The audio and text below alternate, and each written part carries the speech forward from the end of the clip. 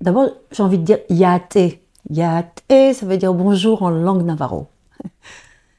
Alors, qui je suis? Je suis une femme française, donc née en France, de père espagnol, d'Andalousie, et de mère italienne, d'Italie du Nord. Et donc, j'ai grandi en France, essentiellement.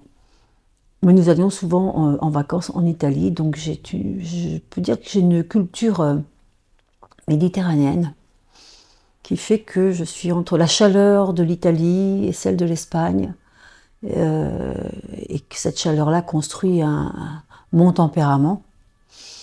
Euh, j'ai des enfants, j'ai des petits-enfants, et j'en suis assez fière, quoi.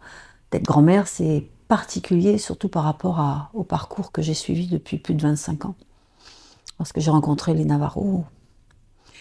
Et entre le moment où je suis née et le moment où je suis grand-mère, j'ai fait des études aux Beaux-Arts essentiellement.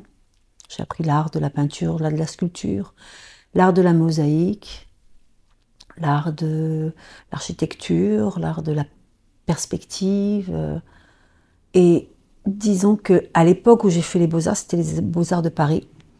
Je me suis rendu compte que les Beaux-Arts m'offraient tout un panel d'ouverture, c'est-à-dire de pouvoir traduire à travers tous ces arts-là des ressentis, des sentiments, des émotions, euh, et que cela était non pas quelque chose où on devait suivre une, une, une thématique précise avec des codes, je dirais, techniques précis.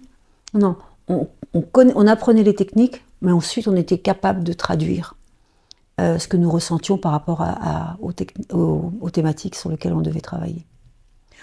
Alors j'ai envie de dire que j'ai eu la chance de ne pas être formatée durant mes études, grâce à l'école des beaux-arts, par rapport à quelque chose où je devais suivre une trace, enfin une façon de voir la vie.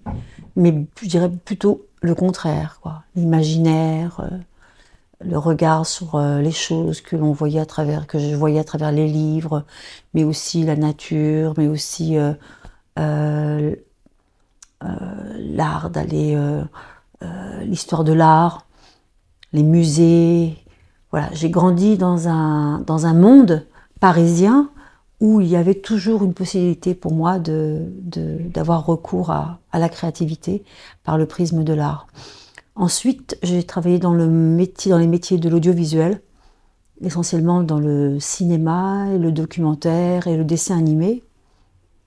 Et là, pour le coup, c'était beaucoup plus technique, hein. Il fallait savoir comment on pouvait euh, synchroniser son et image pour qu'une bande, une bande, c'est-à-dire une bande magnétique, qui à l'époque c'était du magnétique. Je me souviens, il y avait les 1 pouce, enfin bon, les VHS, pouvaient être validés par les chaînes de télé. Donc j'étais vraiment entre la production et puis aussi les accords des chaînes de télé pour que les films soient validés et que les personnes comme vous et moi pouvaient regarder sur la chaîne sur les chaînes de télé. J'ai fait ça pendant à peu près plus de 25 ans, peut-être 30 ans, oui.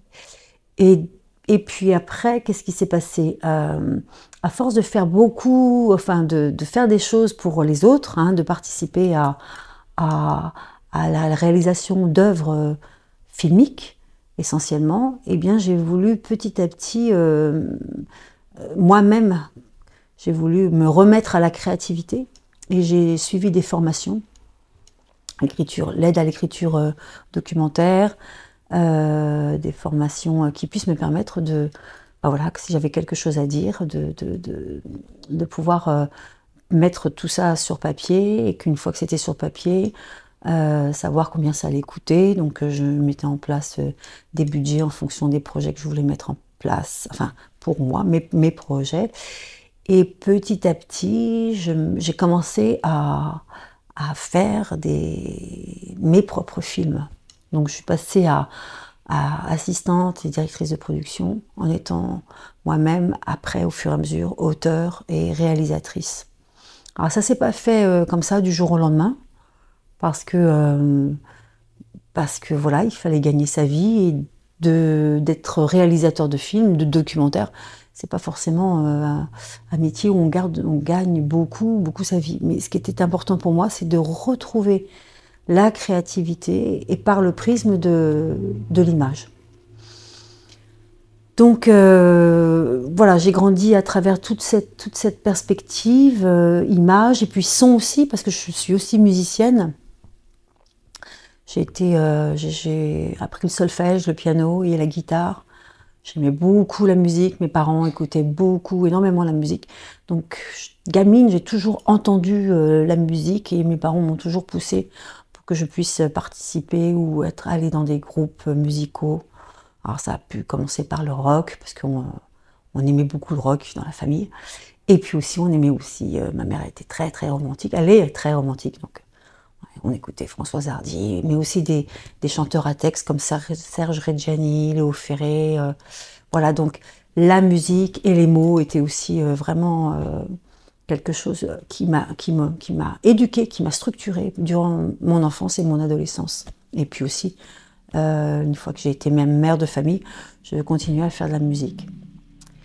Voilà, donc ce que j'ai compris, c'est que il était difficile, moi je l'ai ressenti comme ça, à travers ma culture occidentale, d'être et en même temps peintre, et en même temps sculptrice, et en même temps musicienne, et en même temps réalisatrice.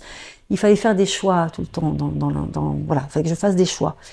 Et moi je ne sais pas choisir, je sais que tout me plaît, et que je ne vois pas pourquoi j'irais plus me concentrer sur une chose que sur une autre, uniquement parce que ce que j'aime, ce que je fais, j'aime le faire. Et quand on est artiste, parce que voilà, c'est comme ça qu'on nous appelle ici dans nos sociétés occidentales, bah, quand on est artiste, bah, on a toujours les méninges qui tournent.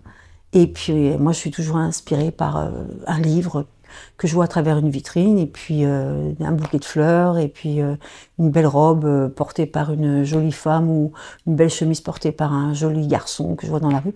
Tout de suite, j'ai un potentiel entre imagination et créativité qui est assez puissant. Et puis après, bah voilà, au fur et à mesure du temps, j'ai voyagé, j'ai pas mal participé à des documentaires.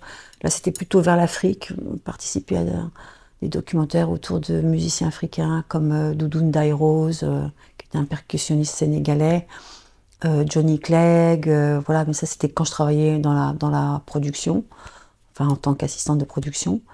Donc, associé à toute cette créativité, j'avais le goût au voyage et j'associais le voyage avec les métiers de l'audiovisuel.